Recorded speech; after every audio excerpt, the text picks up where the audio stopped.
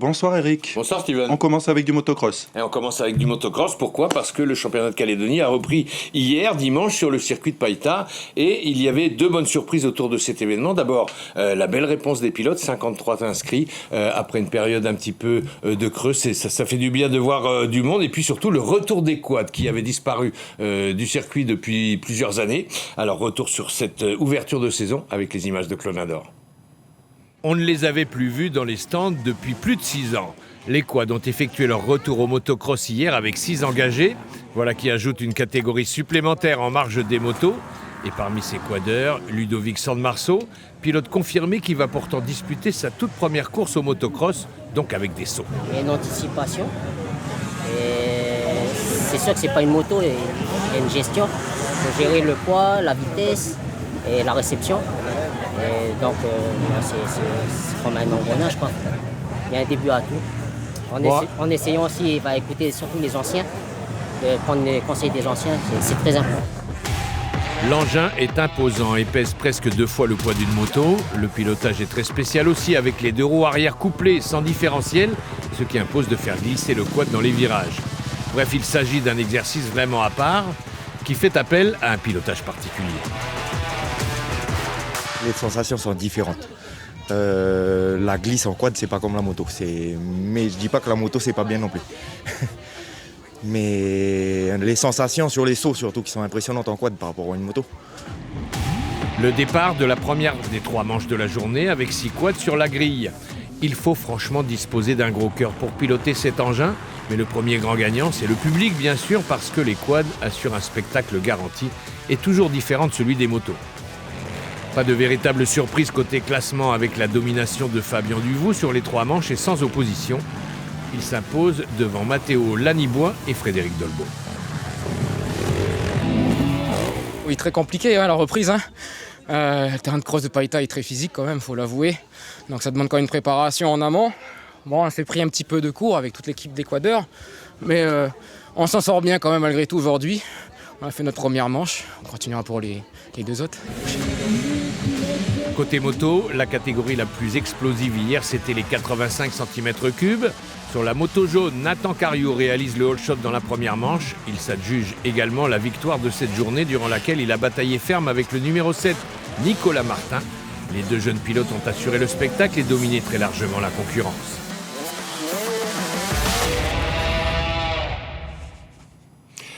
On parle de rugby à présent avec les rugbymen de la section paloise, Brent Liufaou et Luc Véa, qui sont arrivés dans le club avec un an d'intervalle l'un après l'autre. Ils ont su serrer les coudes pendant la période Covid et aujourd'hui, ils ont trouvé leur place au pied des Pyrénées. Vous voyez ce reportage signé Éric Saintas et Hugo Laridon, nos confrères d'Outre-mer la Première. Les espoirs de la section paloise ont le sourire en tête de leur poule 1 d'accession en play-off. Luc Véa et Brent Liufaou, arrivés en 2019 et 2020, sont bien dans le Béarn après avoir quitté le Caillou. Mais rien n'était simple alors. C'était important de comprendre la manière dont ils vivaient, la relation qu'ils ont à la famille, une énorme proximité, ils vivent beaucoup en communauté. Et donc sur l'accueil à Pau, il était primordial de conserver le lien, comment on pouvait faire qu'ils se sentent bien chez nous et qu'ensuite ils le retranscrivent sur le terrain. Tout s'est compliqué pour Luc avec sa blessure rare, un syndrome d'éloge sur les 2 mollets qui l'a immobilisé presque 2 ans. Il n'a pas craqué, aidé par Brent, par sa foi, mais aussi par tout un club. Les entraîneurs, je pensais qu'ils allaient me lâcher, mais toujours être là derrière moi, même chez moi, ils venaient chez moi et tout. Le plus dur pour moi pendant cette période-là de blessé, c'était voir les copains jouer. Puis t'es à côté, tu peux rien faire quoi. Ça a été difficile. Je leur disais que j'avais pas le sentiment de venir au terrain parce que ça me faisait plus de mal d'être en tribune que sur le terrain quoi.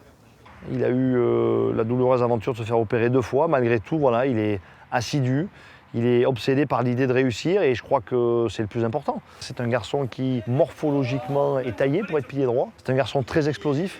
On voit qu'il a été formé à l'école du jeu, à l'école de la décision. Brent, à 19 ans, a fait son bout de chemin, quelques matchs en Challenge Cup, une entrée en top 14 face à La Rochelle, l'équipe de France U20. 2e ligne ou numéro 8, il s'entraîne avec les pros et sait parfaitement pourquoi. Maintenant, dès que je connais un peu plus mon rôle, j'arrive à exploiter mes qualités. Être très fort devant la défense.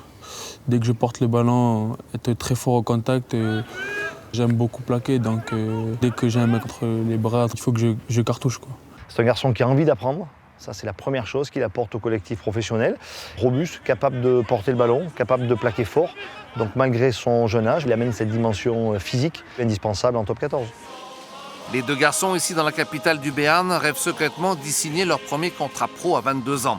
Un premier but à atteindre pour les deux ex-sociétaires du Pôle Espoir de Nouméa qui ont conquis la section. Ce que je souhaite, c'est qu'ils soient là longtemps, que ce club soit le réceptacle de leur parcours, continue à être cette terre d'accueil. Je pense que ça peut être des grands hommes. Donc nous, si on les aide dans ce domaine-là et dans cette direction, c'est très bien. Leur avenir s'inscrit désormais sur les terrains du Hameau ou de la Croix-du-Prince. D'autres joueurs arriveront sur leurs traces. Eux sont en quelque sorte les pionniers d'une grande et belle aventure. Notre invité cette semaine a pris les commandes du CNOSF, le Comité national olympique et sportif français, il y a 2 ans. Brigitte Henriquez est la toute première femme donc à occuper cette fonction et à un peu moins de 500 jours de la cérémonie d'ouverture des Jeux de Paris 2024. Elle a effectué une tournée dans le Pacifique. Elle a souhaité rencontrer les pays d'outre-mer. Elle a passé moins de 2 jours à Nouméa et nous avons enregistré son interview car elle avait très peu de temps. Image signée Franck Vergès. C'est la première fois que je viens en Nouvelle-Calédonie et je suis vraiment agréablement surprise. Tous les programmes sont mis en place, que ce soit sur la santé, l'éducation, le sport en entreprise, la lutte contre les violences sexuelles. Enfin vraiment, il y a tout le panel avec les équipes qui connaissent parfaitement leur sujet. Donc voilà, je me dis qu'en Nouvelle-Calédonie, il y a vraiment un engagement très très fort pour le sport. La tournée, ce que j'appelle la tournée des territoires, alors c'est à la fois en route pour Paris 2024, pour bien sûr voir de quelle manière l'héritage des Jeux Olympiques va pouvoir profiter à tout le monde, y compris les territoires ultramarins. Et puis aussi parce que c'est pour moi important de venir, comme je vous le disais, écouter, entendre les bénévoles des clubs, des associations sportives, les éducateurs, les élus comme Christophe, pour justement pouvoir après se dire bon bah là sur ça, voilà, on va pouvoir aller voir le ministre de l'Outre-mer, on va pouvoir aller voir la ministre des Sports, l'ANS, l'Agence nationale du sport, pour les aider à pouvoir mettre en place les dispositifs. C'est important de créer cette commission pour qu'on ait une feuille de route spécifique pour chaque territoire ultramarin. Et cette commission-là, elle sera lancée au Club France de la Villette pendant les Jeux Olympiques. Il sera notre fan zone et notre site de célébration des athlètes la plus grande sur Paris. Donc ça sera dirigé par le CNOSF. Et j'ai vraiment souhaité en fait qu'il y ait une soirée spécifique pour l'outre-mer et les territoires ultramarins pour valoriser justement ce que fait la Nouvelle-Calédonie, pour pouvoir mettre en avant des clubs, pour pouvoir mettre en avant des dirigeants exemplaires qui ont donné pour le mouvement sportif pendant des années. Avant d'aller pour le site, je veux aussi voir comment ça se passe à Tahiti pour le développement du sport, pour la promotion. Donc ça va me permettre aussi de prendre vraiment le pouls du terrain pour savoir quels sont les besoins, quelles sont les difficultés qui sont les leurs, comme je viens de le faire pour la Nouvelle-Calédonie. Et puis après, voilà, ça vient très vite. On est à moins de 500 jours maintenant des Jeux Olympiques. Ça sera difficile pour moi, en tout cas, de venir pendant les Jeux. Et je voulais absolument, du coup, venir voir les organisateurs, venir voir les locaux et puis voir évidemment ce site magnifique qui va être quelque chose d'unique aussi pendant les Jeux de Paris 2024. Retour sur le territoire avec l'actualité sportive locale et voici bien sûr le résumé du week-end avec les images de Claude Lindor. Le championnat de Calédonie Senior Plus organisé par la Ligue de tennis sur les cours du Wentoro. La compétition a débuté jeudi dernier et se terminera ce dimanche pour ces joueurs de plus de 35 ans qui sont regroupés par tranches de 5 ans. Les seniors représentent une part non négligeable des licenciés à hauteur de 25 à 30% et on dénombre aussi au moins 25 joueurs par tranche d'âge, des joueurs qui affichent une préférence pour les tournois multichances comparés aux compétitions à élimination directe. Ils cherchent vraiment effectivement plus de contraintes particulières sur la compétition et beaucoup de plaisir de se retrouver ensemble. Donc c'est aussi pour ça que sur les catégories 45, 50, 55, on a du monde parce qu'ils se retrouvent entre eux. Ils se connaissent depuis 25 ans, donc ça permet de conserver cette convivialité qu'ils recherchent. Et après, ils la trouvent ailleurs sur les tournois, sur même d'autres activités parfois que le tennis, le padel par exemple ou le beach tennis. Donc voilà, on est sur des gens qui recherchent plus du plaisir, ce qui est complètement légitime à cet âge-là. Et puis nous avons appris la disparition d'une personnalité très appréciée dans le tennis. Philippe Blasco est décédé. Il avait formé un grand nombre de joueurs en Calédonie sur plusieurs générations. Une quarantaine de karatékas réunis samedi à Auteuil pour la Coupe d'Arty, une compétition avec les katas le matin et les combats l'après-midi. Et ce rendez-vous tombe à un moment particulier, juste avant les championnats de France juniors qui auront lieu le 5 mai prochain. 7 athlètes s'y rendront et ils retrouveront Kurt Evlakov en métropole.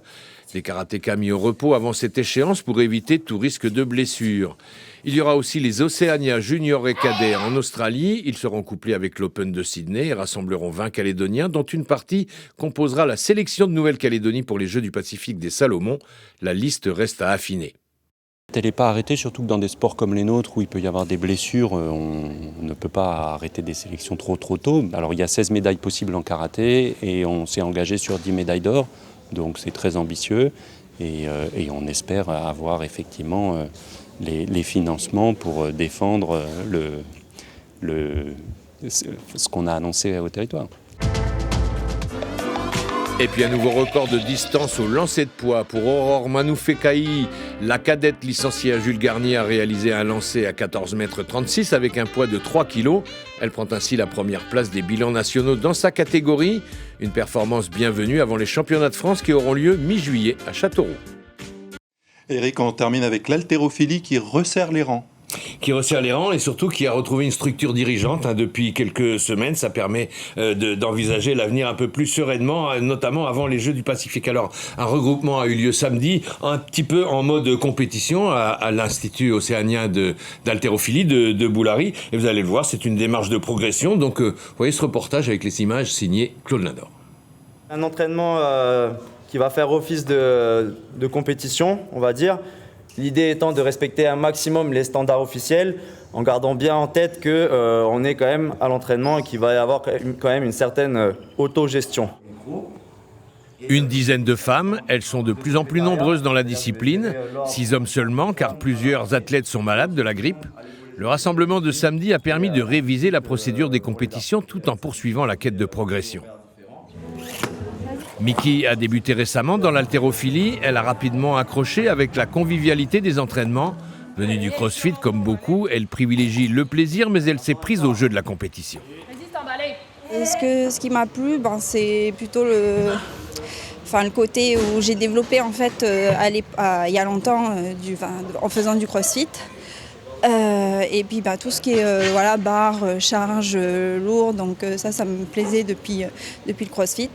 Et je vous développais pour avoir un peu plus de force, surtout un peu plus de prendre confiance en moi et gagner de la force.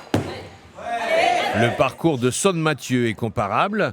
Ce jeune de 19 ans s'est essayé à la musculation et puis il a été attiré par l'haltérophilie où il semble s'épanouir pleinement. Et comme les autres, le désir de progression le fait travailler dur pour soulever des barres toujours plus lourdes. Au départ, c'était pour le pur plaisir et après, ça a été vraiment de la performance. Et là, j'essaye de continuer à m'entraîner très dur pour avoir une plus haute performance. Les pratiquants et l'image de l'haltérophilie ont bien changé ces dernières années. Le cliché des gros bras a laissé la place à une féminisation grandissante de ce sport longtemps réservé à une majorité d'hommes. Des femmes comme Priscilla Piotrowski ou encore Andrea Egea qui combinent sans difficulté leur féminité et la quête de performance. Idem pour Demi Dabin. Et en marge de leur sourire, elles cherchent aussi la qualification pour les Jeux du Pacifique. L'objectif au départ, parce que, du fait que la discipline se relance progressivement, c'était déjà d'amener des athlètes les plus performants possibles au vu des Jeux du Pacifique.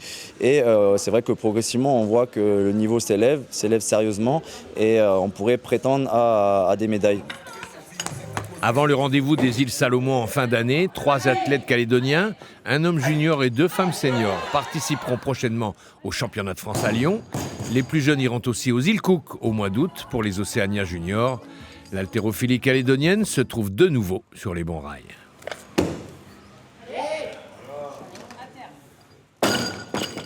Et voilà Steven qui met un terme à cette page des sports pour aujourd'hui. Merci Eric, à bientôt. À bientôt.